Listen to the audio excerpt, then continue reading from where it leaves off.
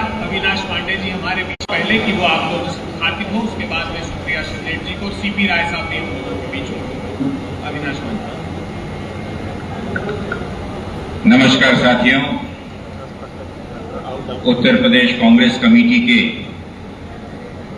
सम्मानीय अध्यक्ष, वाराणसी लोकसभा के हमारे गठबंधन के लोकप्रिय उम्मीदवार भाई अजय राय जी, अखिल भारतीय कांग्रेस कमेटी के हमारे सोशल मीडिया डिपार्टमेंट के प्रमुख आदरणीय सुप्रिया शिंदे जी, उत्तर प्रदेश में अखिल भारतीय कांग्रेस कमेटी की ओर से मीडिया का पूरा संचालन विशेष रूप से पिछले 2 माह से संचालित कर रहे सम्माननीय अभय दुबे जी, मीडिया डिपार्टमेंट के उत्तर प्रदेश के हमारे सम्मानीय प्रमुख डॉक्टर सीपी राय जी, मंचासीन उपस्थित प्रदेश कांग्रेस कमेटी के हमारे सम्मानीय पदाधिकारी, उपस्थित मेरे सभी साथियों और विशेष रूप से यहां उपस्थित मेरे सभी पत्रकार साथियों, जैसा कि भाई अभय दुबे जी ने कहा,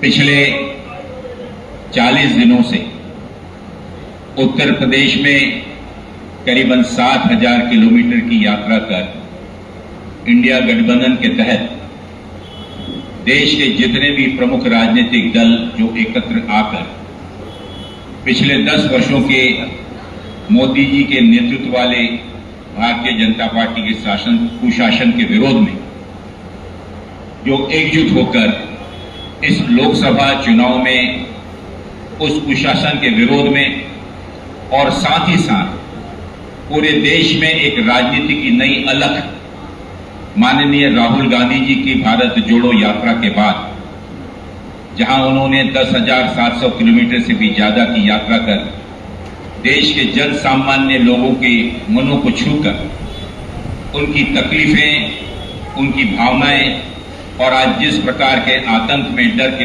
माहौल में वो जी रहे थे, उनके बीच एक नई आशा, एक नई उम्मीद, एक नया विश्वास हासिल कर देश में एक राजनीति को एक नई सोच उन्होंने प्रदान की। और उसके फलस्वरूप गठबंधन में जहां प्रदेश देश के प्रमुख सभी राजनीतिक दलों ने एकत्र आकर और भारतीय जनता पार्टी और माननीय मोदी जी के नेतृत्व वाली सरकार के इन 10 वर्षों के कुशासन के चलते देश के लोग जिस प्रकार से अपने आप को हताहत और थका महसूस कर रहे हैं, उनके बीच एक आशा और उम्मीद के साथ साथ एक विश्वास, बदलाव का विश्वास, और इस बदलाव की भावना को लेकर आज पूरा देश निकलकर आज के वर्तमान राजनीतिक परिप्रेक्ष्य में अगर आप देखें तो एक लोकसभा में लोकतांत्रिक तरीके से भारतीय जनता पार्टी का मुकाबला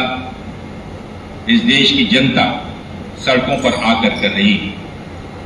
आपने देखा होगा और मैंने इस चीज को अनुभव किया कि इन 80 लोकसभा क्षेत्रों में घटक दलों के समन्वय हेतु जो बैठकें बुलाई गई, हर चरण के बाद जितनी भी बैठकें हुई उसमें मैं विशेष रूप से एक फर्क आपको बतला सकता हूं साथियों, कि जनता के बीच का आत्मविश्वास, एक बदलाव की लहर एक आंधी का स्वरूप लेते हुए और हर चरण के बाद यह भाव, यह आगे मौसम बदलता हुआ और तेजी से नजर आया।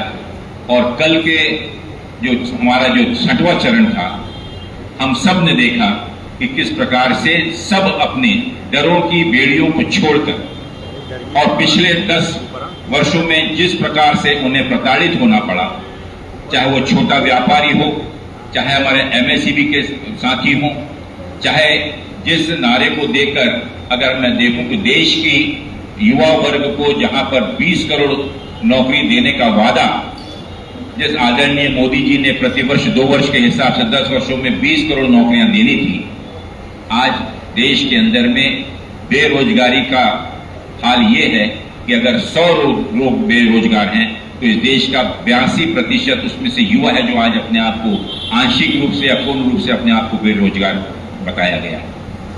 साथियों, ये मैं नहीं कह रहा, ये आईएलओ की रिपोर्ट है। साथ ही साथ जिस प्रकार से महंगाई चरम सीमा पर छू रही है, इन सभी विषयों को लेकर जिस आशा और उम्मीद के साथ देश के किसानों को वादा किया गया था, इस सब का नतीजा ये हुआ कि इन 10 वर्षों की हताशा के बाद जिन 80 लोकसभा क्षेत्रों में मैं घूमा हूं, जिन 80 लोकसभा में क्षेत्रों में जाकर वहां के लोगों से, वहां के कार्यकर्ताओं से, पार्टी के प्रमुख जो हमारे पदाधिकारी हैं, उनके साथ जो चर्चा किया हूं, वो एक चीज स्पष्ट बतलाती है कि ना ही सिर्फ उत्तर प्रदेश में, लेकिन कहना मैं चाहूंगा कि उत्तर प्रदेश में एक राजनीतिक वातावरण काफी तेजी से बदला है और एक आत्मविश्वास के साथ आज का लोकसभा का चुनाव इस देश की जनता लड़ रही है। इस बदलाव की आंधी में निश्चित रूप से मैं सैल्यूट करना चाहूंगा आदरणीय राहुल गांधी जी और हमारे प्रियंका गांधी जी के नेतृत्व, जिस नेतृत्व के सहारे पूरे देश में एक त्याग तपस्या की एक प्रतिमा के रूप में माननीय राहुल गांधी जी ने जो 10,700 किलोमीटर की यात्रा की, और जैसा कि मैंने कहा कि इस देश के लोगों के बीच में, युवकों के बीच में, किसानों के बीच में, रोजगार कर्मचारियों के बीच में, स्टेशन पे काम कर रहे कुलियों के बीच में, हर वर्ग एक आशा और उम्मीद में नहीं बल्कि एक विश्वास आज उनके मन में जगा हुआ है। उत्तर प्रदेश में माननीय राहुल गांधी जी और माननीय अखिलेश यादव जी के नेतृत्व में, और विशेष रूप से मैं उल्लेख करना चाहूंगा माननीय प्रियंका गांधी जी के नेतृत्व में, जिस प्रकार का प्रचार जहां जहां भी वे जा रहे हैं, जिस प्रकार से लोगों में एक एनर्जी, एक उत्साह, एक जोश का संचारण, एक आत्मविश्वास जो उनके चेहरों पर दिखता है, वो निश्चित रूप से एक बदलाव कहीं नहीं लेकिन पूरे प्रदेश के अंदर में जो डबल इंजन सरकार है उसके प्रतिकार के रूप में इस चुनावी रण में देश, प्रदेश में और देश में एक भारी बदलाव होने जा रहा है, ये हम सुनिश्चित रूप से कह सकते हैं। इन 80 लोकसभा क्षेत्रों के इस दौरे के दौरान मैं विशेष रूप से आभार व्यक्त करना चाहूंगा, धन्यवाद करना चाहूंगा हमारे कांग्रेस के सभी सम्मानित नेताओं का, हमारे सभी जिला कांग्रेस कमेटियों का, प्रदेश के सभी पदाधिकारियों का, और विशेष रूप से समाजवादी, कम्युनिस्ट पार्टी, आम आदमी पार्टी, किसान पार्टी, किसान यूनियन, इन सभी प्रमुख दलों का, कम्युनिस्ट पार्टी का, कि सभी जगहों में जिस प्रकार का प्रतिसाद, जिस प्रकार का समर्थन और जिस प्रकार से एकजुटता का समन्वय, बेहतर समन्वय के साथ में मुझे हर जगह बेहतर देखने मिला, वो अपने आप में दर्शाता है कि देश के जितने भी राजनीतिक विपक्षी दल हैं, उन्होंने इन 10 वर्षों में जिस प्रकार से देश की लोकतंत्र का और जिस प्रकार से देश के संविधान के मूल्यों का हनन हुआ है, और जिस प्रकार से आने वाले समय में इस देश के संविधान को बदलने की बात माननीय मोदी जी, उनके माननीय मंत्री और देश के, प्रदेश के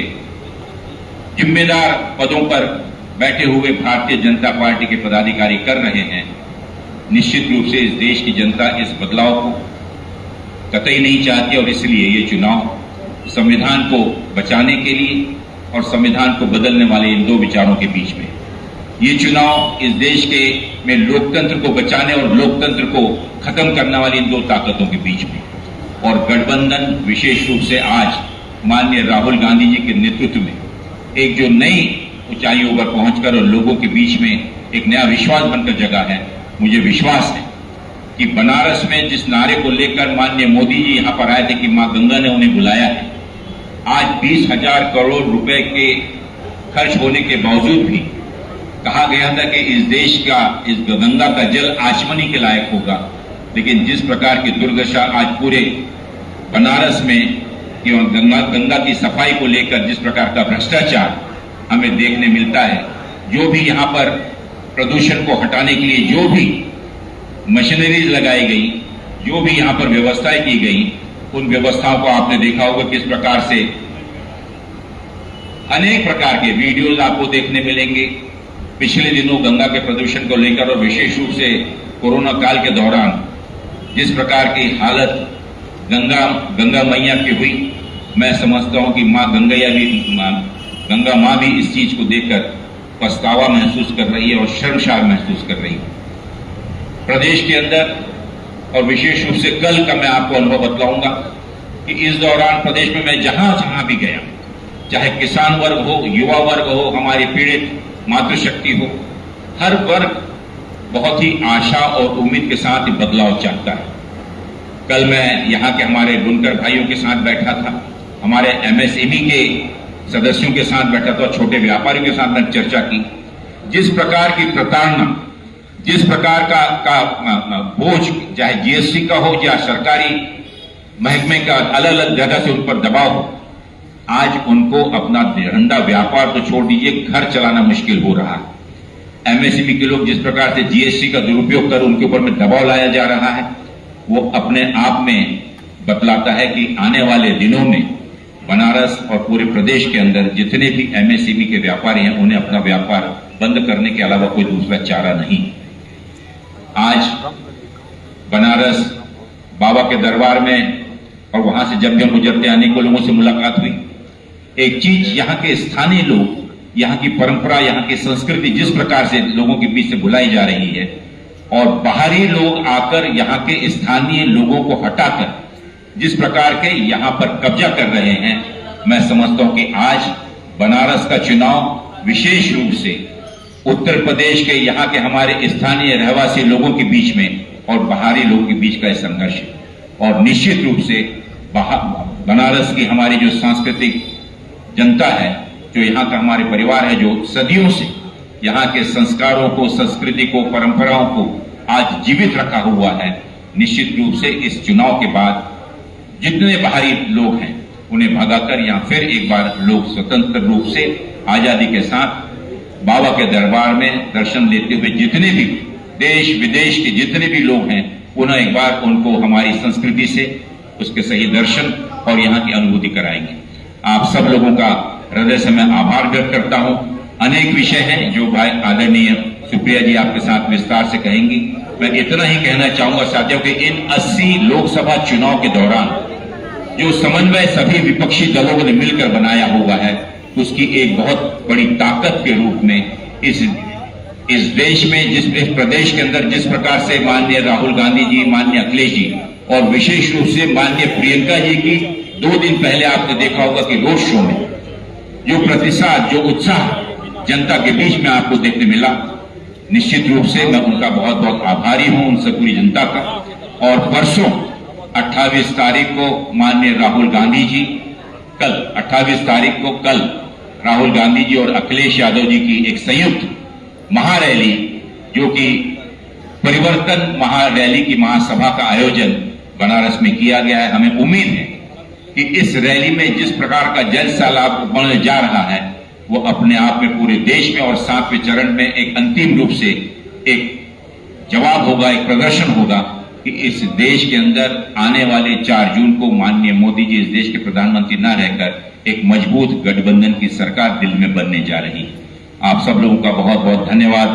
थैंक यू। मैं सुप्रिया शेनेट जी से अनुरोध करता हूं कि वो आपको संबोधित करें। मंच पर बैठे हुए हमारे प्रभारी महासचिव आदरणीय अविनाश पांडे जी, उत्तर प्रदेश कांग्रेस कमेटी के अध्यक्ष और वाराणसी से गठबंधन के प्रत्याशी भाई अजय राय जी, मेरे सहयोगी एआईसीसी से यहाँ पर मीडिया संभालने की एक मजबूत जिम्मेदारी निभा रहे भाई अभय दुबे जी, उत्तर प्रदेश कांग्रेस कमेटी के मीडिया विभाग के अध्यक्ष श्री सीपी राय जी और मंच पर बैठे हुए मेरे सारे सहयोगी, हमारे कोषाध्यक्ष श्री शिव पांडे जी और यहाँ तमाम सहयोगी, पत्रकार बंधुओं को मेरा सादर प्रणाम। बाबा विश्वनाथ की धरती पर हूं और शिव सत्य शाश्वत है, शिव अविनाशी है। आपका भी नाम अविनाश है, शिव अविनाशी है। हमारे धर्म में अजर अमर अनंत अविनाशी सिर्फ और सिर्फ ईश्वर को कहा गया है। लेकिन आज 6 चरण के चुनाव के बाद जब हार सामने दिख रही है, तो इस देश के प्रधानमंत्री और आपके सांसद जिनकी जल्दी ही विदाई होने वाली है, उन्होंने अपने आप को ना सिर्फ ईश्वर का दूत, ना सिर्फ दैवी शक्तियों से अभिभूत, पर अविनाशी भी बोल डाला है। मेरा अपना मानना है कि हार का बेहद गहरा असर मोदी जी पर हुआ है। मुझे चिंता है कि आगामी हार को वो पचा नहीं पा रहे हैं और ये मानसिक और नैतिक दिवालियापन की एक बड़ी निशानी दिखा रहा है। मैं आप लोगों से कुछ बातें करना चाहती हूं और उसके बाद आपके सवाल जवाब हम लोग लेंगे। 2024 का चुनाव हर 5 साल पे होने वाला निर्वाचन का वो कार्यक्रम नहीं है जहां पर हम लाइन से लग जाते हैं, वोट दे देते हैं, कोई जीतता है, कोई हारता है, किसी की सरकार बन जाती है। 2024 का चुनाव ये तय करेगा कि क्या ये देश इस संविधान से चलेगा या ये देश किसी की मर्जी से चलेगा। 2024 का ये चुनाव तय करेगा कि क्या युवाओं की, बुजुर्गों की, किसानों की, श्रमिकों की, महिलाओं की बात सुनी जाएगी या चंद पूंजीपतियों के लिए नीति निर्धारण होगा। 2024 का यह चुनाव तय करेगा कि क्या यह देश का लोकतंत्र सशक्त रहेगा, परिपक्व रहेगा, जीवित रहेगा या तानाशाह की मनमर्जी के आगे दम तोड़ देगा। और इसलिए यह आम चुनाव नहीं है, ये चुनाव इस देश के लोकतंत्र, ये चुनाव इस देश के संविधान की रक्षा, ये चुनाव आम आदमी के हक और हुकूक की लड़ाई है। और इस लड़ाई को जिस तरह से गठबंधन लड़ रहा है उसको कोटि कोटि प्रणाम है। मैं जरूर इस बात को कहना चाहती हूं, 10 साल प्रचंड बहुमत दिया, काशी से सांसद भी चुना, आपने प्रधानमंत्री भेजा इस देश में, इतनी मोहब्बत, इतना प्रचंड बहुमत, लेकिन 10 साल बाद जब इस देश के प्रधानमंत्री को अपने काम गिनाने थे और काम पर नाम मांगते तो देश के प्रधानमंत्री उलझुल बातें कर रहे हैं। क्योंकि असलियत यह है कि काम धेले का किया नहीं है, नील बटा सन्नाटा काम पर है, आगे की रणनीति पता नहीं है। पहले चरण में मोदी जी को मीट, मुर्गा, मछली, मुस्लिम लीग याद आ गया। दूसरा चरण आते आते वो महिलाओं और ब्याहताओं के मंगलसूत्र और भैंस पर पहुंच गए। तीसरा चरण आते आते अपनी आंखों की पुतली, अपने कलेजे के टुकड़े, अपने सबसे अजीज अंबानी और अडानी के लिए कहने लगे कि बोरों में भर भर कर, टेम्पो में लाद लाद कर वो काला धन बांट रहे हैं। चौथा चरण आते आते मोदी जी ने अपने आप को स्वयंभू ईश्वर का दूत, दैवीय शक्तियों से अभिभूत घोषित कर दिया। उनका कहना है वो बायोलॉजिकल ही नहीं है। पांचवा चरण आते आते मोदी जी कहते हैं अगर इंडिया गठबंधन की सरकार आ गई तो वो आपके बैंक खाते बंद करके पैसे ले लेंगे, बिजली का कनेक्शन काट करके अंधेरा कर देंगे। हो सकता है अपनी अगली स्पीच में बनारस में मोदी जी कहें अगर इंडिया गठबंधन की सरकार आ गई तो मटर पनीर की आपकी सब्जी से पनीर गायब कर देंगे। हो सकता है वो कहें कि आपके बच्चों के टिफिन में से एक सैंडविच चुरा लेंगे, आपके बच्चों का बैग चुरा के भाग जाएंगे, आपके घर की बेल बजा के भाग जाएंगे। ये क्या लेवल ले आए हैं मोदी जी। और असलियत यह है कि छठा चरण आते आते इस देश के प्रधानमंत्री ने वो किया जो किसी राजनेता ने इससे पहले नहीं किया था। अपनी हारी हुई बाजी की अंतिम चालें चल रहे मोदी जी घिनौनी गंदी राजनीति पे उतर आए और मुजरा शब्द का प्रयोग इस देश के प्रधानमंत्री ने चुनावी मंच से एक बार नहीं बार बार किया। क्या हम नहीं जानते कि मुजरा औरत विशेष के लिए होता है? क्या हम नहीं जानते कि आधी आबादी का इससे बड़ा अपमान कुछ नहीं हो सकता है? किस स्तर पे मोदी जी ले आए हैं? हार जीत चुनाव में होती है, मंच से हम एक दूसरे की कटु आलोचना करते हैं, तीखे प्रहार करते हैं, आरोप प्रत्यारोप करते हैं, एक दूसरे के ऊपर लांछन लगाते हैं, लेकिन मुजरा शब्द किसी राजनेता ने इसका प्रयोग नहीं किया और इस देश का प्रधानमंत्री मुजरा शब्द का प्रयोग कर रहा है। क्या काशी की जनता, क्या आपकी संस्कृति, क्या भारतीय संस्कृति इसकी परमिशन देती है, इसकी आजादी देती है? क्या भारतीय संस्कृति को यह कबूल है कि सर्वोच्च पद पर बैठा हुआ एक व्यक्ति, बाबा विश्वनाथ की नगरी का सांसद, मुजरा शब्द का प्रयोग मंच से करे? ये सवाल काशी की जनता को इसका जवाब देना पड़ेगा, क्योंकि यह आधी आबादी का अपमान है। और मैं चाहती हूं कि आधी आबादी ऐसा सबक सिखाए नरेंद्र मोदी को कि उनको याद रहे कि आधी आबादी के बिना जिस धर्म की बात करते हैं उस सनातन धर्म में महिला को शक्ति का स्वरूप कहा गया है। यत्र नार्यस्तु पूज्यन्ते रमन्ते तत्र देवता। और वहां पर आप मुजरा शब्द का एक बार नहीं 3-3 बार अपनी स्पीच में प्रयोग कर रहे हैं। यह दिखाता है किस हद तक मोदी जी बौखला गए, क्योंकि उनका मीडिया, उनका चरण चुंबक मीडिया, उनके तंत्र, उनकी एजेंसी, उनका धनबल भी उनको ये चुनाव नहीं जिता पा रहा है।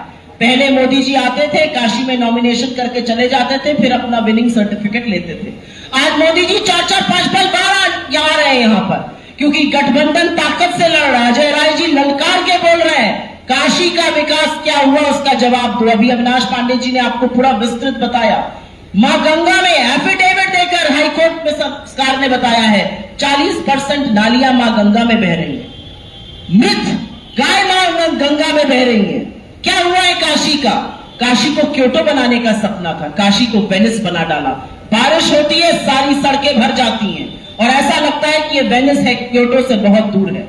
लेकिन मोदी जी की ज्यादा बात ना करके मैं 48 पन्ने के इस न्याय पत्र की 2 मिनट चर्चा जरूर करना चाहती हूं।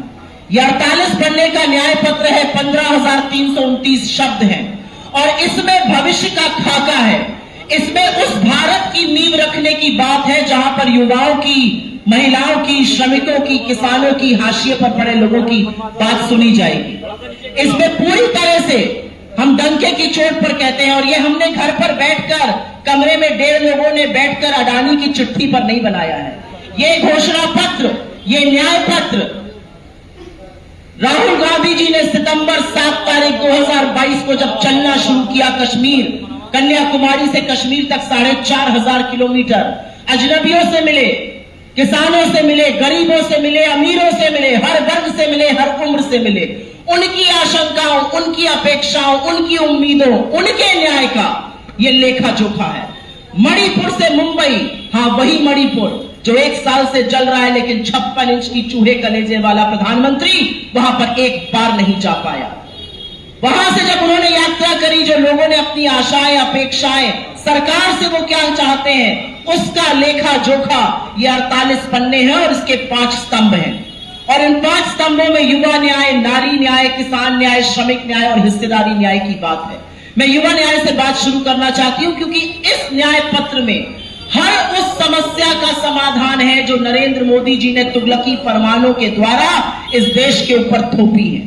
बेरोजगारी का समाधान है, महंगाई का समाधान है, आर्थिक असमानता का समाधान है, असुरक्षित महिला का समाधान है, बदहाल किसान का समाधान है और मजबूर मजदूर का समाधान है। मैं संक्षिप्त में आपको बता देती हूं युवा न्याय। 65% इस देश की आबादी 35 वर्ष से उम्र में कम है। जहां पत्थर फेंको वहां से एक ही आवाज आएगी, रोजगार दो, नौकरी दो, रोजगार पे चर्चा करो। 2.5 महीने का चुनाव, मोदी जी के मुंह से एक ही शब्द नहीं निकला और वो है रोजगार। 2 करोड़ रोजगार की बात करते थे, करोड़ों लोग इस देश में बेरोजगार हैं। हमने वचन दिया है लोगों को कि हमारी सरकार बनेगी और 15 अगस्त 2024 से हम फटाफट लोगों को रोजगार देना शुरू करेंगे और बिल्कुल फटाफट लोगों को रोजगार देंगे, जिससे लोगों को 30 लाख लोगों को सरकारी पद जो खाली पड़े हैं वो भरे जा सके। ग्रेजुएट और डिप्लोमा धारकों को हम पूरी तरह से 1 साल का स्टाइपेंड देंगे जिससे उनकी ट्रेनिंग भी हो सके। 1 लाख रुपए सालाना, मतलब 8500 रुपए महीना। हम अग्निवीर योजना को पूरी तरह खत्म करेंगे और जिस तरह से सेना में पहले नियुक्ति होती थी उसको बहाल करेंगे, क्योंकि सेना का एक काम है जो ठेके पर नहीं हो सकता है। 73 साल का प्रधानमंत्री आपसे 5 साल हर होर्डिंग पे झांक झांक के मांग रहा है, लेकिन 24 साल के युवा को कहता है तुम रिटायर होके घर चले जाओ। वो युवा तपते हुए रेगिस्तान में, वो युवा हाड़ कांपती हुई सियाचिन पे, सरहद पे खड़े होकर हमारी भूभागीय अखंडता की रक्षा करता है। उस युवा से कहता है तुम 24 साल में घर चले जाओ, तो जी नहीं, 24 साल में अग्निवीर खत्म करेंगे हम, ये अन्याय खत्म होगा और फिर से जैसे हम लोग नौकरी देते थे सेना में, नौकरी दी जाएगी। मैं उसके बाद 1 मिनट बाद पेपर लीक पर जरूर करना चाहती हूं। जब राहुल जी चल रहे थे उत्तर प्रदेश में, बिहार में, झारखंड में, पेपर लीक एक इतना बड़ा मुद्दा है कि बच्चे मेहनत करते हैं, माँ बाप रात की एक रोटी कम खाते हैं, गाजर मूली की तरह रेलवे में, बस में लड़के लड़कियां भर कर जाते हैं, पेपर देते हैं और पेपर देने के बाद पता चलता है पेपर लीक हो गया। वो निराश हो जाते हैं, लेकिन अब निराश होने की जरूरत नहीं है, क्योंकि हमने अपने मैनिफेस्टो में टंके की चोट पर कहा है कि हम पेपर लीक के खिलाफ एक ऐसा कानून बनाएंगे कि लोगों की हाड़ कांप जाए और दिसंबर 2023 तक के एजुकेशन लोन भी हम माफ करेंगे। मैं आधी आबादी की पूरी बात करना चाहती हूं। आधी आबादी को जितना सुरक्षित मोदी जी ने रखा उतना किसी ने नहीं रखा। मातृशक्ति के नाम पर वोट वो प्रधानमंत्री मांग रहा है जिसका मुंह IIT BHU के गैंग रेप पर नहीं खुलता है, और IIT BHU के वो गैंग रेपिस्ट बीजेपी की IT सेल के मेंबर है, चाहे वो सक्षम पटेल हो, चाहे वो कुणाल पांडे हो, चाहे वो आनंद चौहान हो। मुंह नहीं खुलता उनका हाथरस की गुड़िया की दर्दनाक मौत पर, मुंह नहीं खुलता अंकिता भंडारी पर, मुंह नहीं खुलता उन्नाव पर, मुंह नहीं खुलता लखीमपुर के चीरहरण पर, मुंह नहीं खुलता बिल्किस बानो के लिए, और मुंह नहीं खुलता इस देश की उन बेटियों के लिए जब वो मेडल लाती हैं तो मोदी जी हाथ उनका मिलाते हैं, और जब वो यौन शोषण का आरोप लगाती हैं तो उनके आरोपी के साथ खड़े रहते हैं। इसलिए हम ना सिर्फ महिलाओं को सुरक्षित करने की बात कर रहे हैं, लेकिन हम उनको समृद्ध और स्वावलंबी बनाने की भी बात कर रहे हैं, गरीब महिलाओं के खाते में। और मैं वही शब्द का प्रयोग करूंगी जो मेरे नेता करते हैं, खटाखट खटाखट खटाखट। जब 1 लाख रुपए सालाना जाएगा, 8500 रुपए महीने का जाएगा, तो महिलाएं समृद्ध होंगी, स्वावलंबी होंगी, संबल होंगी, परिवारों की ज्यादा बेहतर बढ़ोतरी होगी और महिलाएं सशक्त बनेंगी। हमारा वादा है कि नई सरकारी नौकरियों में हम आधी नौकरी लड़कियों के लिए आरक्षित करेंगे। मैं अगली बात करना चाहती हूं किसान की।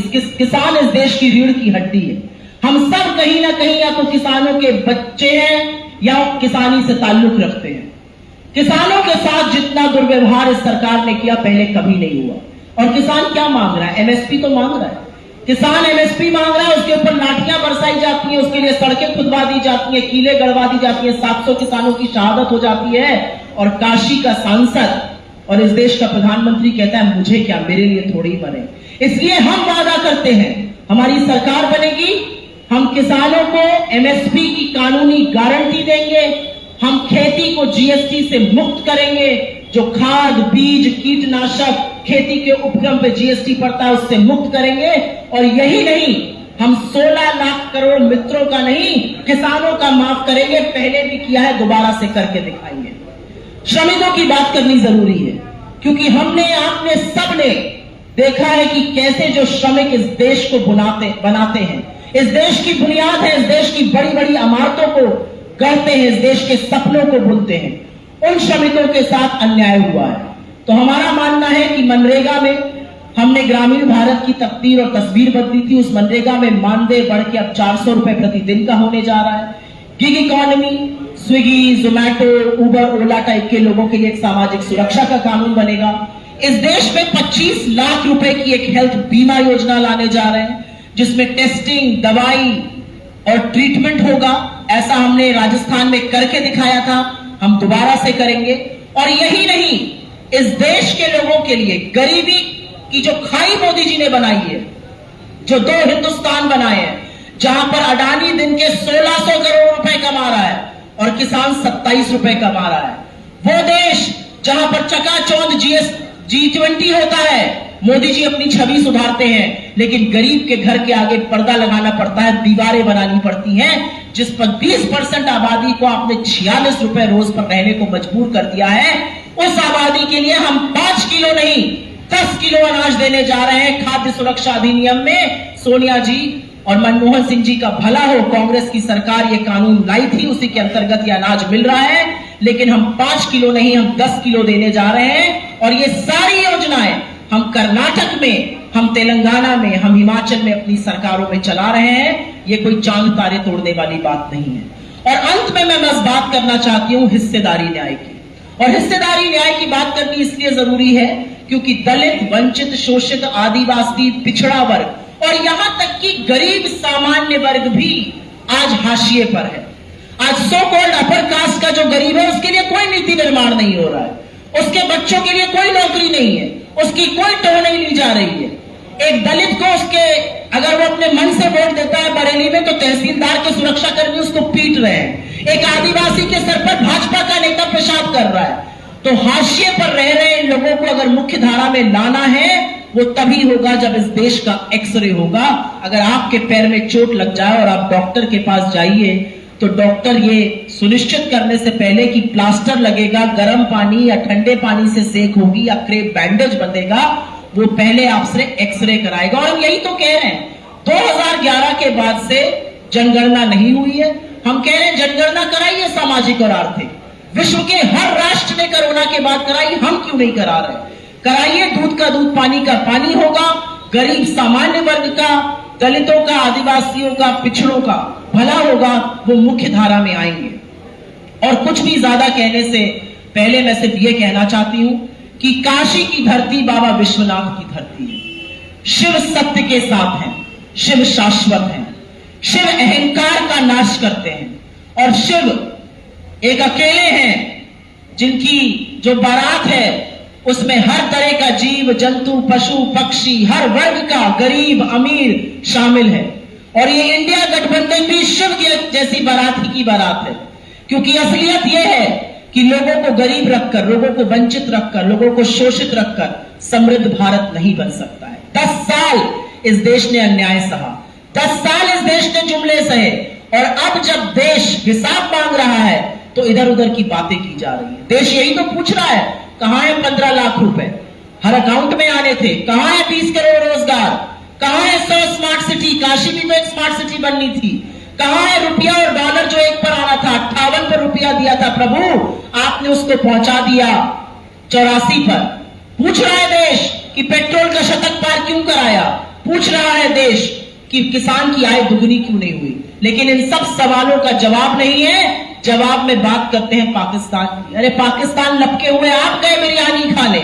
पठानकोट पहली बार देश की धरती पर अगर आईएसआई को किसी ने बुलाया तो मोदी जी ने बुलाया। किस इंदिरा गांधी की बात करते हैं आप? वो इंदिरा जी जिन्होंने विश्व की आंख में आंख डालकर पाकिस्तान के 2 टुकड़े कर दिए, उनकी बात करते हैं आप। आपने 20 जाबाजों की शहादत के बाद कहा कोई घुसा हुआ नहीं है। और आज सुबह का डेटा है कि चाइना के साथ, चीन के साथ आपने लगातार व्यापार बढ़ाया और चीन हमारा सबसे बड़ा व्यापारी पार्टनर है। ऐसा क्यों हो रहा है? ऐसा इसलिए हो रहा है क्योंकि इस देश को मूर्ख समझने की गलती मोदी जी और उनकी पार्टी कर बैठी। ये देश अन्याय नहीं सहता है, ये देश सब कुछ सहता है, ये देश संविधान के साथ खिलवाड़ नहीं सहता है। और देश को समझ में आ गया कि बीजेपी संविधान को खत्म करना चाहती है, आरक्षण को समाप्त करना चाहती है, आपके मूल अधिकारों का हनन करना चाहती है, आपकी अभिव्यक्ति की आजादी को छीनना चाहती है। और ये देश उठ खड़ा हुआ है। और मैं बिल्कुल सहमत हूं हमारे महासचिव जी की बात से कि ये जितना चुनाव हम लड़ रहे हैं उतना ही चुनाव ये जनता लड़ रही है। अंत में सिर्फ एक बात कहूंगी, इस चुनाव का पूरा नैरेटिव कांग्रेस पार्टी ने और राहुल गांधी जी ने तय किया है। हमने डटकर मुकाबला किया है, हमने प्रण कर लिया था। आप कहीं की भी बात कहिए, हम बेरोजगारी की, मुद्दों की, महंगाई की, आर्थिक असमानता की, असुरक्षित महिला की, किसान की, मजदूरों की बात करेंगे। हमने वही बात की है और वही बात हम काशी में भी कर रहे हैं। जो यूपी में आकर यूपी की अस्मिता को ललकारे, जो काशी में आकर काशी के लोगों का हक मारे, ऐसे गुजरातियों के साथ हमारी मित्रता हो सकती है लेकिन हम अपनी अस्मिता के साथ उसको खिलवाड़ नहीं कर देने सकते। आपके बेटे हैं, आपके भाई हैं, आपके सुख दुख के साथी हैं, हर दैवी आपदा में आपके साथ खड़े रहते हैं। आप इनको जिताइए, आपके बेटे हैं अजय राय जी, ललकार कर लड़ाई लड़ते हैं, आपके लिए लड़ाई लड़ते हैं और ये लड़ाई मजबूती से हम सब लड़ेंगे, यह आपसे वादा है। आपके सवालों का स्वागत है। अच्छा सॉरी मैं आदरणीय अपने प्रभारी आदरणीय अविनाश पांडे जी का मैं स्वागत करता हूं। हमारे सोशल मीडिया के इंचार्ज प्रवक्ता सुप्रिया सिंह जी का स्वागत करता हूं, दुबे जी का, सीपी राय साहब और सभी हमारे सम्मानित कोषाध्यक्ष और सभी साथियों का और पत्रकार साथी भाइयों बहन। राष्ट्रीय स्तर की सारी बातें आ गई, प्रदेश स्तर की बात आ गई, अब थोड़ा बनारसीपन पे भी बात हो जाए भैया। बनारसीपन पे भी बात हुई ना हुई, बहुत हो गया बनारस का शोषण, गुजराती लोग बहुत शोषण करेगा, सारा काम के करत हो गुजराती करत हो। गंगा जी में गाय का लाश तैरत हो, 40,000 करोड़ खा गई के खैलस गुजराती खा गई ना। बंदरगाह बनल हो, 10,000 करोड़ का हदिया यहाँ रामनगर में 10,000 करोड़ के खागल गुजराती बनी ना। यहाँ पर रोपवे बना था, रोपवे के बनावत है गुजराती बनावत हुआ, सब गुजराती ही काम करत हुआ। बनारस के लोग बेचारे खाली लेबर के रूप में काम करत हुआ, सुपरवाइजर होने से बनारस के लोगों के ऊपर नहीं रखल गया था। अभी चुनाव को मोदी जी का संचालन के करत हो गुजराती करत हुआ, के करत हो काकूबाई तन्मय मेहता करत हुआ। गलत बोलत है बताओ, आप सब लोग तो बनारस का पत्रकार हुआ भैया क्लाउन जी, और वो खाली बनारस के लोगों के निर्देश देवल जाते गुजराती के द्वारा कि जाके स्टिकर सटाओ, जाके बैनर लगाओ, गाड़ी ले आओ, वहां ये नहीं हुआ, वो नहीं हुआ, केवल सर सब कुछ गुजराती करत हुआ। तो हमारी यही का मतलब कि जब आपके घर का सब कुछ यहाँ मौजूद हो, आपके परिवार का लोग खड़ा हुआ तो परिवार के साथ ही खड़ा रहा। कब तक चाकरी हुई? चाकरी मत करा, ईमानदारी करा, अपने परिवार के मजबूत करा। यही सबसे बड़ा हमार अपने काशी वासिन से आग्रह और निवेदन है। और अंत में एक बात जरूर कहो कि आज मोदी जी 2000 लोगों की चिट्ठी लिखलन, बनारस के सम्मानित लोगों के 2000 चिट्ठी लिख के वोट मांगत हैं। हमके जो आप लोग के माध्यम से पता चला, उनसे ये बात जरूर पूछे कि चाहिए बनारस के लोगों के कि जब कोरोना काल में बनारस में सैकड़ों हजारों लोग मर गए कोरोना की वजह से, तो उनकर एक भी चिट्ठी मोदी जी को शोक संवेदना के कोई के घरे आल हो, 2000, 5000, 10,000 कोई भी चिट्ठी लिखी भेजलन मोदी जी की, भैया ये हमार मोदी जी यहाँ का सांसद हूं, आपके घरे का भाई बहन बिटिया हमारे परिवार का सदस्य, जैसे मोदी जी लिखना कि हमारा परिवार, तो हमारे परिवार काशी का परिवार लोगों मर गई न कोरोना में, उनके शोक संवेदना प्रकट कैलन मोदी जी चिट्ठी लिख के। ये जरूर काशी के जनता उनसे पूछे, वोट देने के पहले जरूर पूछे के चाहिए। और जब वो समय तू नहीं मार मदद कैले, जो सबसे बड़ी विपत्ति हमारा है, हमार बेटा हमार भाई हजार आए खड़ा रहन, अपने सर पे कफन बांध के खड़ा रहन, उसमें तो अपने जान का मोह हम नहीं कैली ना। मोदी जी और उनका जितना यहाँ पर चेला लोग हो, मंत्री विधायक, वो फर्जी सर्टिफिकेट कोरोना का कि वो जो है पॉजिटिव हो गए, घरे में बैठे रहना, लाइव होते रहना, कहीं निकलत रहना सड़क पे। हम लोगों का कार्यकर्ता, हम कहेंगे हम निकलत रही, तो हमारे कार्यकर्ता भी निकल के काम कैलन। वो समय मोदी जी को भी ध्यान नहीं दिला, उनका खुद कार्यकर्ता एक अजय शुक्ला प्रहलाद घाट का, वो बेचारा दीनदयाल में तड़प के मर गया, बूथ का कार्यकर्ता रहा। और हम लोग जो वहां पता लगल कि वो ऑक्सीजन का मास्क लगावल रहा, पाइप फटल रहा, और बार बार चिल्लात हो गया, अरे भाई ऑक्सीजन हमके नहीं मिलत हो, जबरी उसके लगा के वो बेचारा मर गया। और भाजपा का कोई नेता होकर घरे संवेदना प्रकट करे तक नहीं गया अजय शुक्ला के, जो जो ससुराल वाले बीएचयू में जाके चिल्लाहट कैला, हल्ला कैला, तो ओकर बड़ा वीडियो ओकर वायरल भल। आप सब कबीर नगर में ससुराल लड़का कर चाहे लोग रहला, हम लोग ओकरे घरे गई, भाजपा कार्यकर्ता के घरे अजय राय गई। जब हम गई तो शर्म के मारे लिहाज इतना शर्मिंदा हो गए भाजपा के लोग कि भाजपा के लोग ओकरे बाद ओकरे दरवाजे गिला, उनके पत्नी और बच्चन के द्वारा उनके वहां से भगावल गए। यही संवेदना हो, यही बनारस के प्रति मोदी और भाजपा का प्रेम हो, यही मैं तने आप लोगों से आग्रह करब। आप सब लोग पूरी ताकत के साथ अमन का साथ दो और यहाँ से गुजराती के भगावा, यही आग्रह हो। धन्यवाद। और कल जो ना 4 बजे और राहुल जी और हमारे अखिलेश जी आवत हुए मोहन सराय में, उमन सब बनारस के लोगों से आग्रह यही हो कि भैया सब लोग पूरी ताकत के साथ सब लोग वहां पहुंचा और अपन ताकत दिखावा। 1 तारीख का इंतजार मत करा, 28 तारीख के अपन ताकत दिखा के चुनाव की दिशा बदलता।